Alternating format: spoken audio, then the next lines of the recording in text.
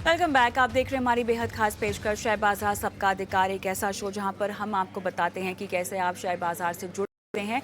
और वो तमाम दर्शक हमारे जो शायद कतराते हैं शेयर बाजार में पैसे लगाने से, ये सोचकर कि आपको नुकसान हो जाएगा, ये खास पेशकश आप ही के लिए है। क्योंकि अगर आप डायरेक्ट स्टॉक्स नहीं खरीद सकते हैं तो म्यूचुअल फंड के जरिए भी जो है आप शेयर बाजार में अपने भागीदारी ले सकते हैं। कैसे होता है इस शो में, ये कैसे अपने सवाल आप हम तक पहुंचा सकते हैं। एक क्यूआर कोड आपके स्क्रीन पे हम फ्लैश कर रहे हैं। इस क्यूआर कोड को स्कैन करना है और स्कैन करते ही आप एक व्हाट्सएप नंबर से जुड़ जाएंगे। उस नंबर पर आपको अपने सवाल छोड़ देने हैं। और साथ ही अगर आप चाहें तो हमें सोशल मीडिया प्लेटफॉर्म पर भी, क्योंकि फॉलो करते हैं, तो म्यूचुअल फंड से जुड़े सवाल आप हमें वहाँ पर भी भेज सकते हैं। यूट्यूब के कमेंट बॉक्स पे अपने सवाल डालिए, आपके सवालों को हम शो में शामिल करेंगे। तो चलिए शुरुआत करते हैं शेयर बाजार सबका अधिकार की। और आज मेहमान के तौर पे हमारे साथ Sameer Shah, head online business axis securities, जुड़ गए हैं। और समीर, आपका बहुत बहुत स्वागत है हमारी खास पेशकश में। हमारे दर्शक भी हमारे साथ फोन लाइन पर जुड़ चुके हैं। प्रमोद धूमल, प्रमोद जी नमस्कार, कहाँ से बोल रहे हैं? बोल रहा हूँ। जी प्रमोद बोलिए। आप 23 साल तक इन्वेस्ट करना चाहते हैं? हाँ मैडम, मैं 23 साल तक इन्वेस्ट करना चाहता हूँ। पिछले 2 साल से कर रहा हूँ इन्वेस्ट। 7 फंड में मेरी भी एसआईपी चल रही है। अब आपको फंड भेजे है मैंने। तो क्या मेरे जी, फंड फंड सही है मैडम, या कुछ बदलाव करना चाहिए उसमें? ठीक है। वही 23 साल के नजरिए से वही पूछना था मेरे को। ठीक है, आपके पास कोटक का स्मॉल कैप है, निपॉन का multi cap, SBI mid cap, SBI Contra, HDFC flexi cap, ICICI large and mid cap और यूटीआई का आपने इंडेक्स फंड लिया हुआ है। कुल इन्वेस्टमेंट आप कर रहे हैं 28,000 की। अपने इन्वेस्टमेंट को शायद आप बढ़ाना भी चाहेंगे। 23 साल में 5 करोड़ का आपका एक लक्ष्य है जो आपने हमें बताया हुआ है। तो चलिए बताते हैं आपको सबसे पहले कि क्या 23,000 रुपये आपके लिए पर्याप्त हैं या नहीं। समीर, गणित अगर हम बैठाएं कविता तो जी 5 करोड़ 23 साल में कितना खर्च करना होगा इनको? कविता जी, जो अभी प्रमोद जी की 28,000 की एसआईपी चल रही है, अगर वो 23 साल तक कंटिन्यू रखते हैं और अगर एवरेज 12% का रिटर्न जनरेट होता है, तो आराम से उनका जो लक्ष्य है 5 करोड़, वो आराम से वो हासिल कर पाएंगे। अब उनका दूसरा क्वेश्चन था पोर्टफोलियो को लेके पोर्टफोलियो का पोर्टफोलियो को लेके सुझाव क्या रहेंगे हमारे।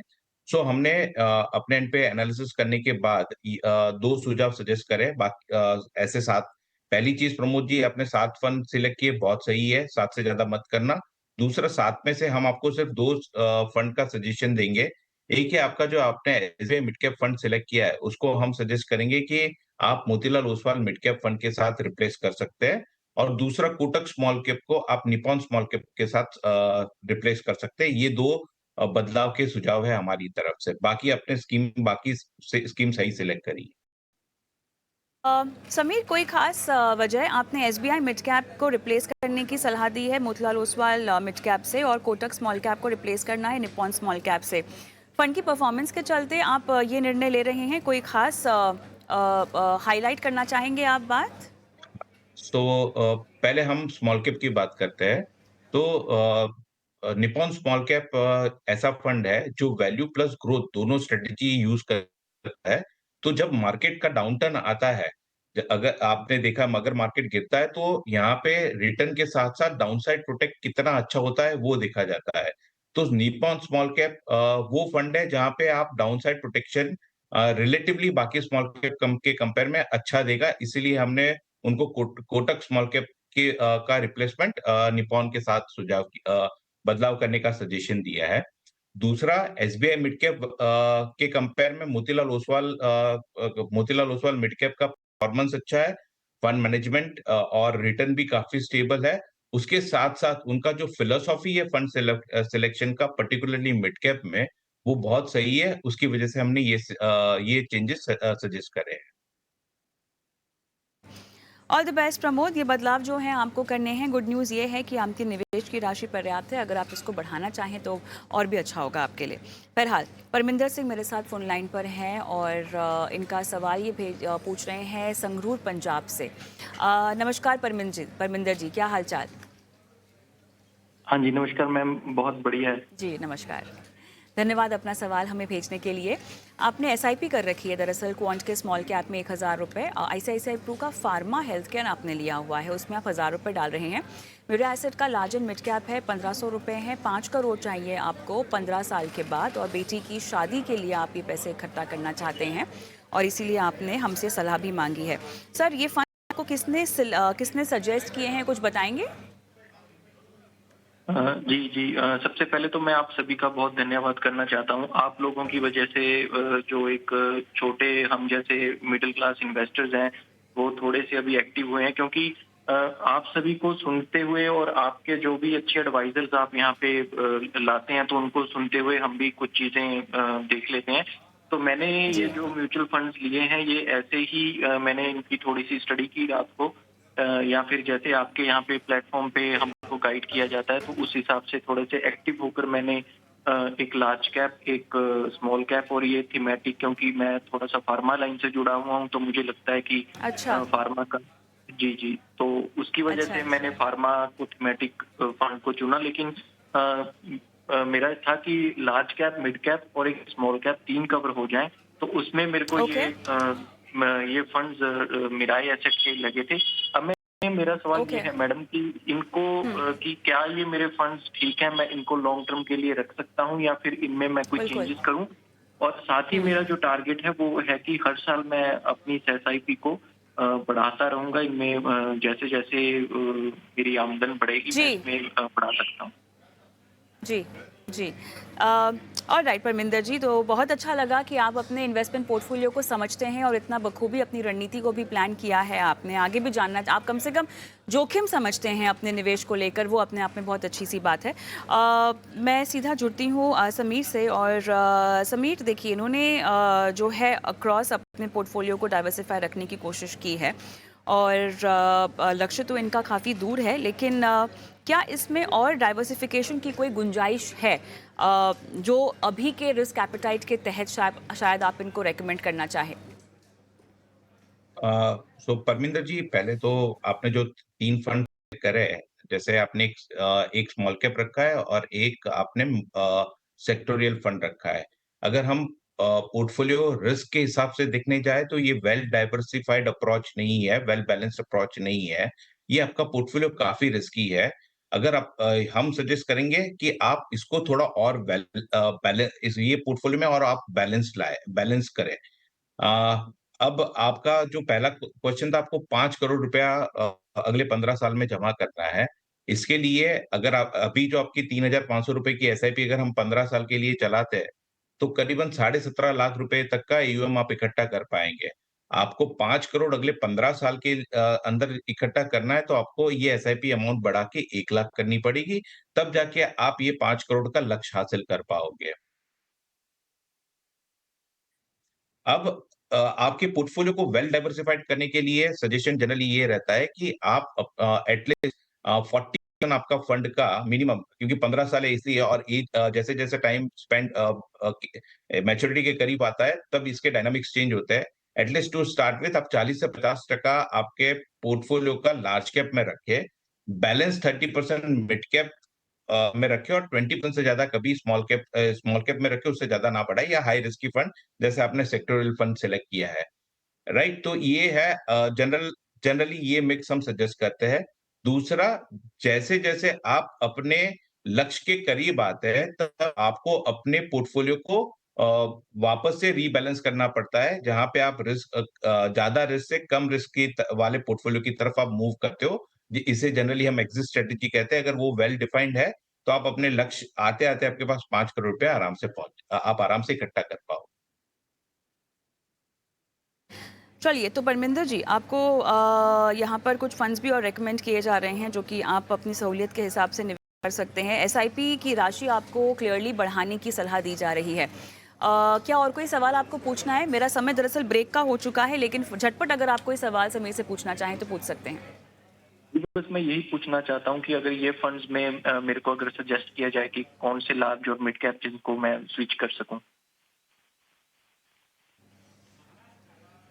समीर? आप अभी जो फंड सिलेक्ट किया है, उसके साथ-साथ जब आप एसआईपी बढ़ाते हो, तो आप अपने पोर्टफोलियो में निप्पॉन लार्ज कैप ऐड करें, फ्रैंकलिन टेम्पल्टन का फ्लेक्सी कैप ऐड करें, एसबीआई का कॉन्ट्रा फंड ऐड करें और एक्सिस का मल्टी कैप फंड ऐड करें। ये सारे fund mid cap sorry flexi cap और मल्टी कैप आपको मिड कैप और स्मॉल कैप का भी एक्सपोजर देंगे, तो रिटर्न आपका अच्छा वेल बैलेंस्ड हो जाएगा, पोर्टफोलियो भी बैलेंस्ड हो जाएगा। और परमिंदर जी, आपको ये सलाह दी जा रही है। हम झटपट एक ब्रेक लेंगे और ब्रेक के उस पार दर्शकों के सवालों के जवाब जो हैं वो हम शो में दे रहे हैं आगे।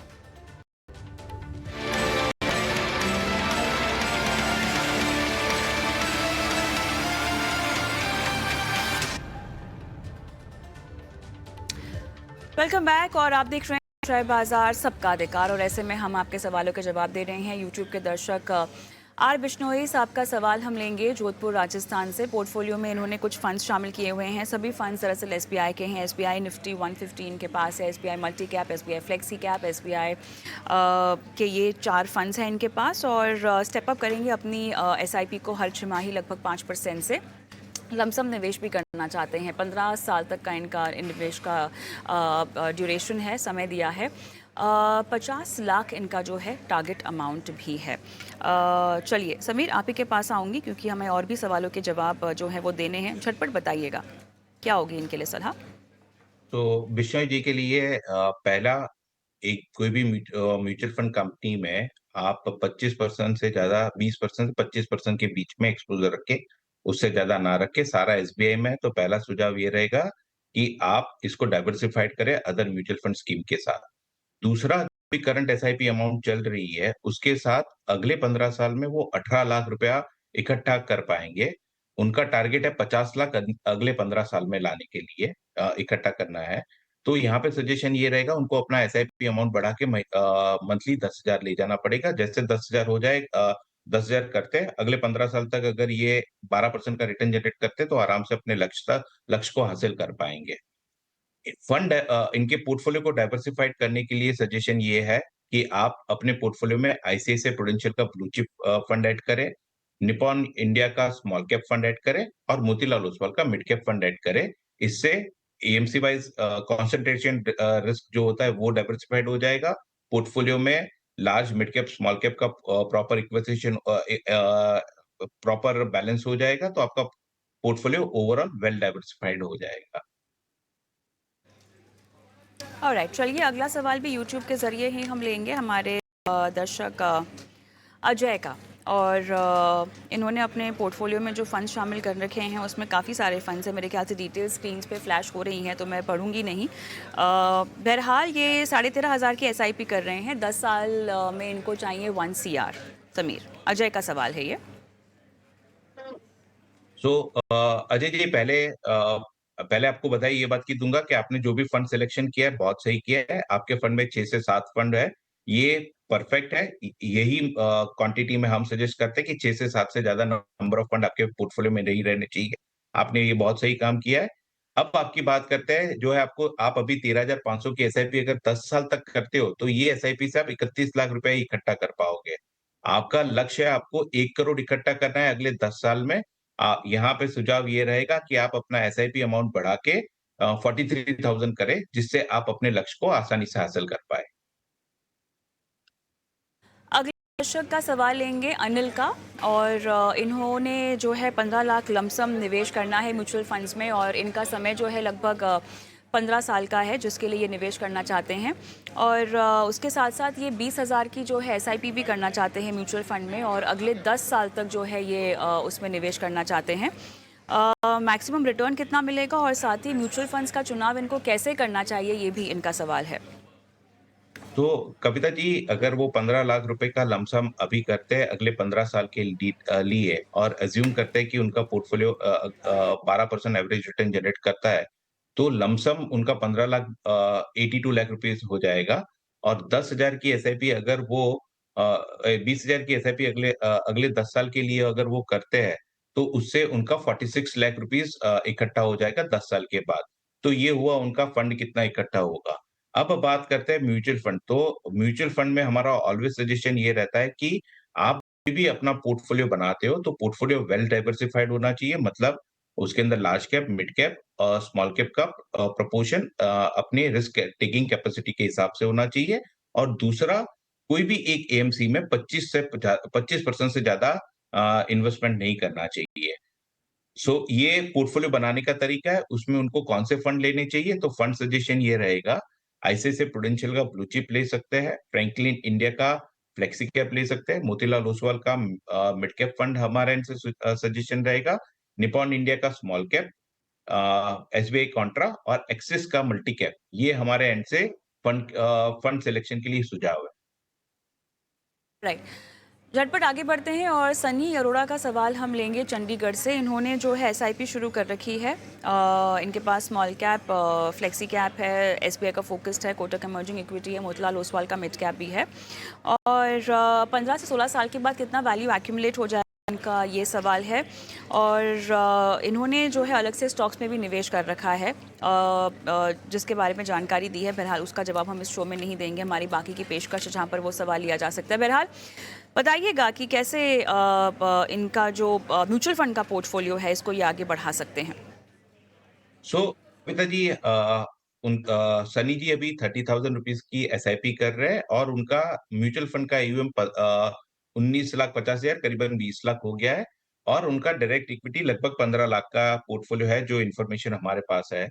अगर अगले 16 साल तक ये पोर्टफोलियो एवरेज 12% रिटर्न जनरेट करता है, तो करीबन वो 4 करोड़ के करीब पैसा इकट्ठा कर पाएंगे, राइट।